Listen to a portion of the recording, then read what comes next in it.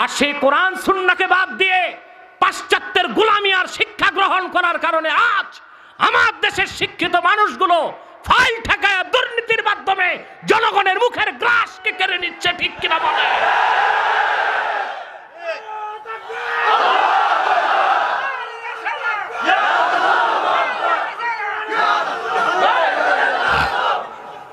মনে রেখো যুবকরা, মার্ক্সবাদ, সমাজবাদ, লেনিনবাদ, গণতন্ত্র, সমাজতন্ত্র, জাতীয়তাবাদ আর্থ সামাজিক মুক্তি দিতে পারে না। একমাত্র মুক্তি দিতে পারে কোরআন এবং রাসূলুল্লাহর সুন্নাত। ঠিক কিনা বলে?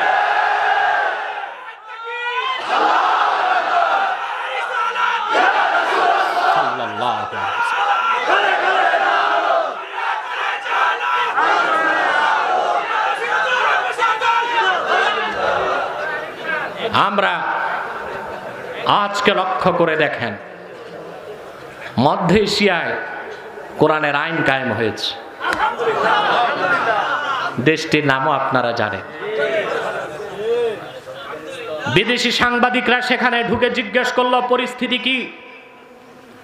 সে দেশের ব্যবসায়ীরা বলল, আগে প্রতিদিন সরকারি কর্মকর্তাদের ঘুষ দিতে হতো, এখন কোনো ঘুষ নাই। সাংবাদিক ফিরে এসে ওখানে যারা পড়াশোনা করত, দিল্লি এয়ারপোর্টে নামার পর জিজ্ঞেস করা হলো, অবস্থা কি, তোমাদের মারছে নাকি? বলে না, আমাদের যথাযথ নিরাপত্তা দিয়ে প্লেনে উঠায় দিচ্ছে। বলে পরিস্থিতি কি? বলে আগে কবাব খেতাম, গোশত কম ডাল বেশি, এখন ডাল কম গোশত বেশি।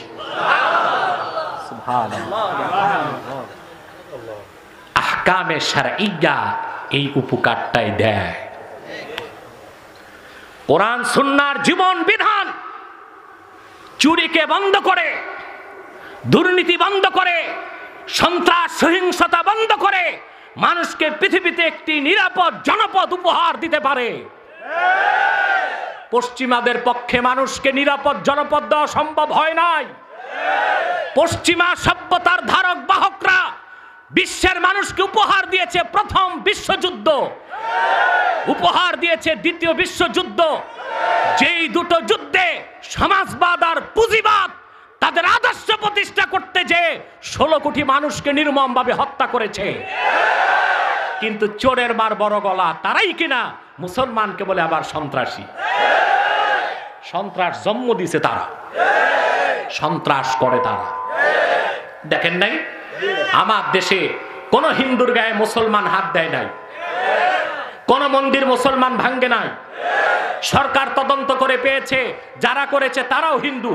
বাংলাদেশের পরিস্থিতিকে নষ্ট করার জন্য, সাম্প্রদায়িক সম্প্রীতি নষ্ট করে সোনার বাংলার স্বাধীনতা হরণ করতে একটি বিদেশি রাষ্ট্রের ইন্টেলিজেন্ট ব্রাঞ্চ এই চক্রান্ত করেছে।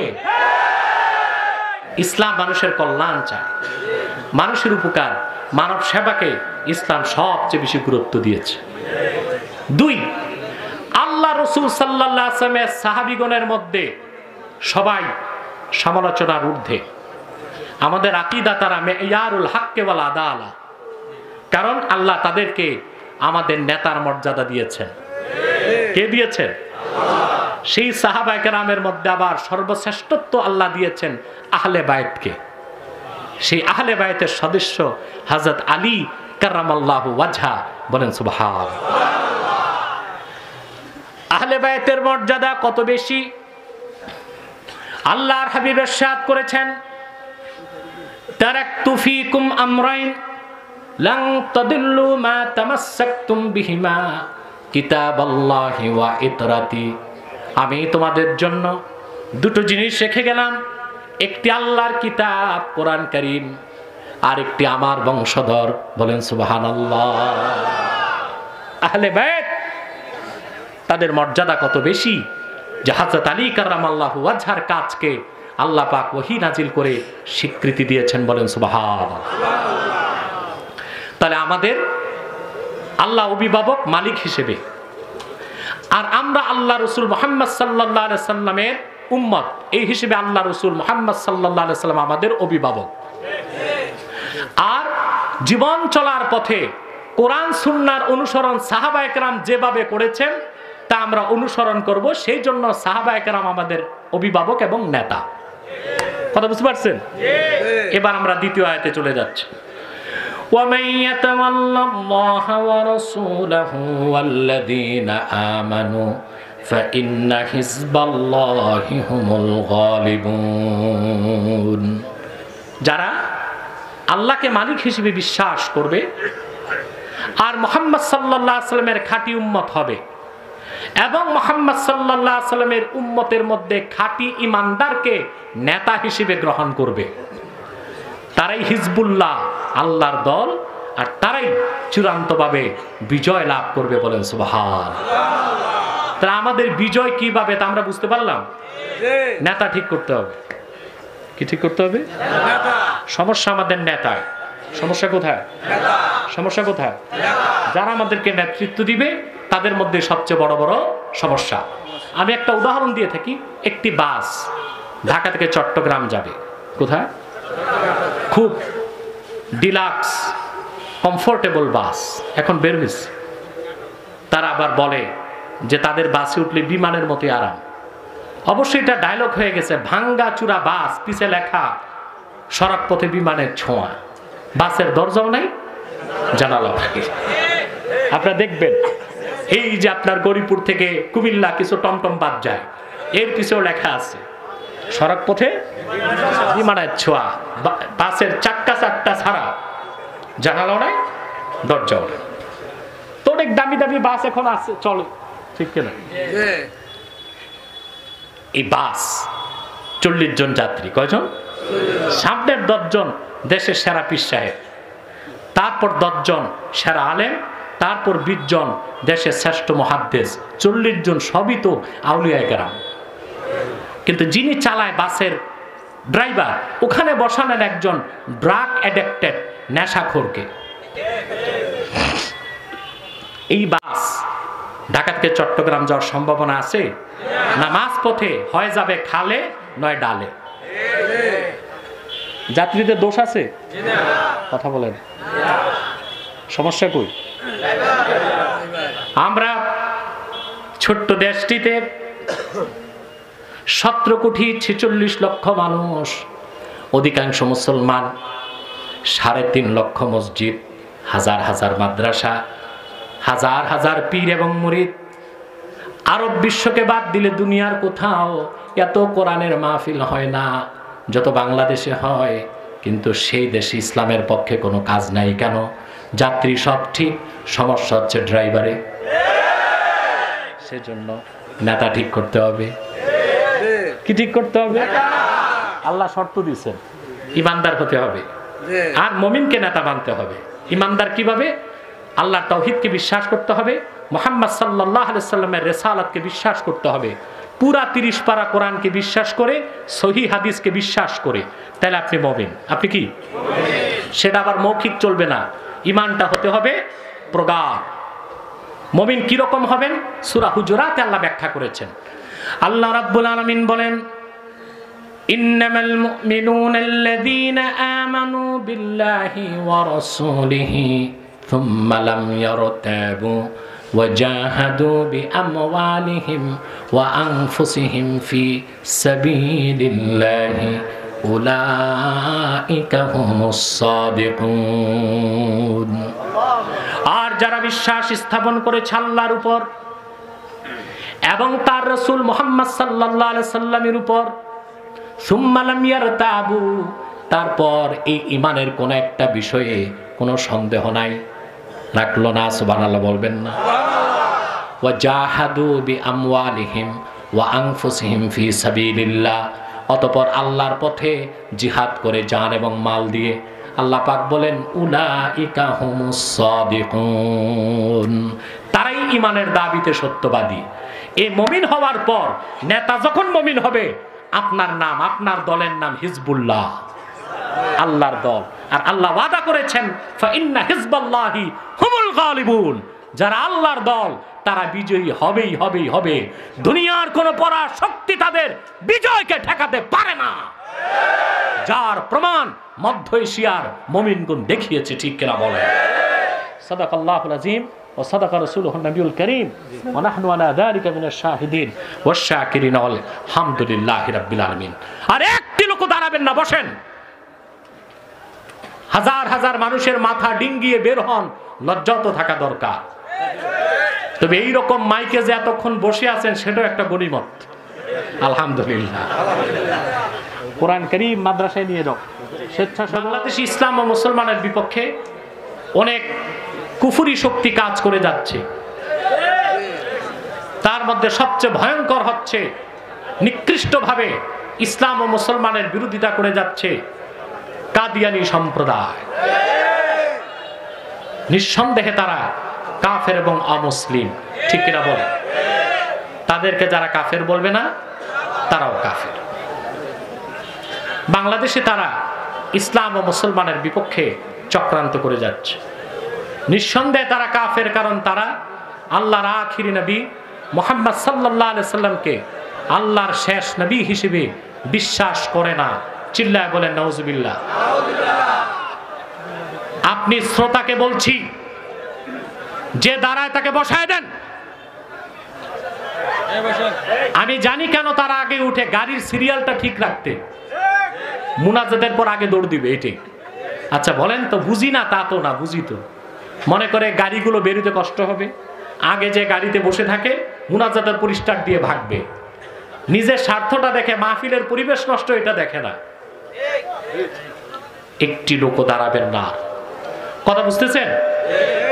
আল্লাহর হাবিব মুহাম্মদ সাল্লাল্লাহু আলাইহি ওয়াসাল্লাম আল্লাহর শেষ নবী, এটা যারা বিশ্বাস করে না তারা কি? কাদিয়ানীরা অমুসলিম এবং কাফের। কিন্তু মানুষকে ধোঁকা দিয়ে কাফের বানাবার জন্য তারা মুসলমানের মতো দাড়ি রাখে, টুপি লাগায়, নাম রাখে। তাই বলে কি তারা মুসলমান হবে? আমার ভাইয়েরা, আমার বন্ধুরা, আমার আল্লাহ ও নূর নবী আমার মুহাম্মদ সাল্লাল্লাহু আলাইহি সাল্লামের ইসলাম ও কোরআনের হাজার হাজার হাজার বছর পরে বর্তমান ভারতের কুখ্যাত, পাঞ্জাবের কুখ্যাত, গুরুদাসপুরের কুখ্যাত কাদিয়ানে ইংরেজ আমলে এক শয়তান নিজকে নবী দাবি করছে। চিল্লায় বলেন নাউজুবিল্লাহ। শয়তানটার নাম রেখেছিল তার বাপ মির্জা গোলাম আহমদ কাদিয়ানী। সাবধান, তাকে গোলাম আহমদ বলা যাবে না, কারণ গোলাম আহমদ অর্থ আহমদ এর গোলাম। সে ছিল কুখ্যাত কাফের, তাকে গোলাম আহমদ, আহমদ এর গোলাম বলা যাবে না। কথা বুঝতে পারছেন? কারণ কোন কাফের কোনদিনও গোলাম আহমদ, আহমদ এর গোলাম হতে পারে না। কাদিয়ানের কাজ্জাব, মিথ্যা নবুয়তের দাবিদার মির্জা গোলাম শয়তান কাদিয়ানী ছিল শেষ দরজার কুখ্যাত কাফের। সে গোলাম আহমদ, আহমদ এর গোলাম ছিল না, সে ছিল কুখ্যাত শয়তানের কুখ্যাত গোলাম। কাদিয়ানের কাজ্জাব, মিথ্যা নবুয়তের দাবিদার মির্জা গোলাম শয়তান কাদিয়ানীর উপর গজব এসেছে 1908 সালে। যখন গজব এসেছে, কাদিয়ানের কাজ্জাব, মিথ্যা নবুয়তের দাবিদার ইংরেজদের পা চাটা গোলাম, শয়তানের কুখ্যাত গোলাম মির্জা গোলাম শয়তান কাদিয়ানীর উপর 1908 সালে যখন গজব এসেছে, সে গজবে ধ্বংস হয়ে জাহান্নামের কুখ্যাত কুকুরে পরিণত হয়েছে। তার অনুসারীরা ধ্বংস হয়েছে। বর্তমানে কিছু কাদিয়ানী বাংলাদেশে আছে যারা ইসলাম ও মুসলমানের বিপক্ষে চক্রান্ত করে যাচ্ছে। তারা মানুষকে ধোঁকা দিতে নিজেদের নাম পরিবর্তন করে বলে, কখনো বলে আহমদী জামাত, কখনো বলে আহমদিয়া জামাত, কখনো বলে আহমদী সম্প্রদায়, কখনো বলে আহমদিয়া সম্প্রদায়, কখনো বলে আহমদী মুসলিম জামাত, কখনো বলে আহমদিয়া মুসলিম জামাত। সাবধান, যত কাদিয়ানী ছিল, আছে, থাকবে, তারা কেউ আহমদী জামাত নয়, আহমদিয়া জামাত নয়, আহমদী সম্প্রদায় নয়, আহমদিয়া সম্প্রদায় নয়, আহমদী মুসলিম জামাত নয়, আহমদিয়া মুসলিম জামাত নয়। তারা শয়তানি জামাত, কুখ্যাত জাহান্নামের কুখ্যাত কুকুরের দল। আমাদের সকল দলের একটাই দাবি, অনতিবিলম্বে স্বাধীন বাংলায় শয়তান কাদিয়ানীদেরকে রাষ্ট্রীয়ভাবে অমুসলিম ঘোষণা করতেই হবে, করতেই হবে, করতেই হবে।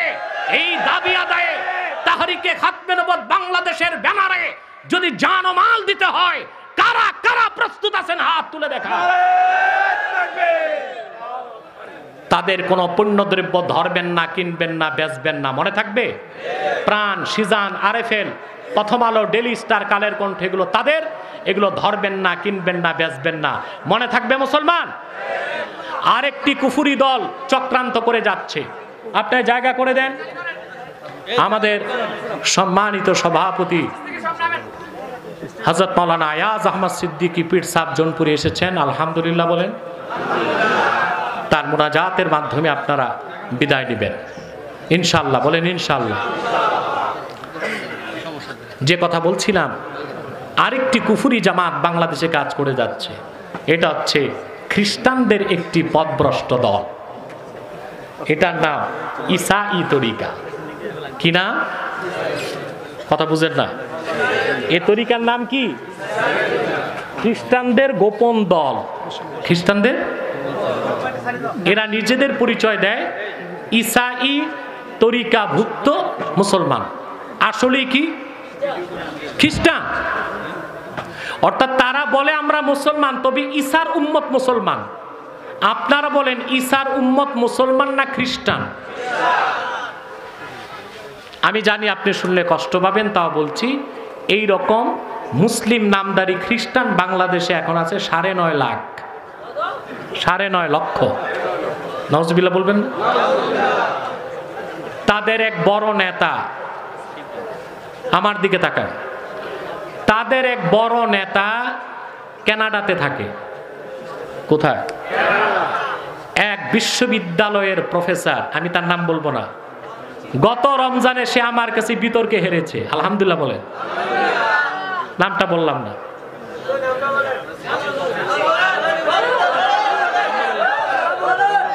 অনেক কাফের নাস্তিকই হেরেছে, কিন্তু এইটা ছিল খ্রিস্টান নেতা, কানাডা এক বিশ্ববিদ্যালয়ের প্রফেসর।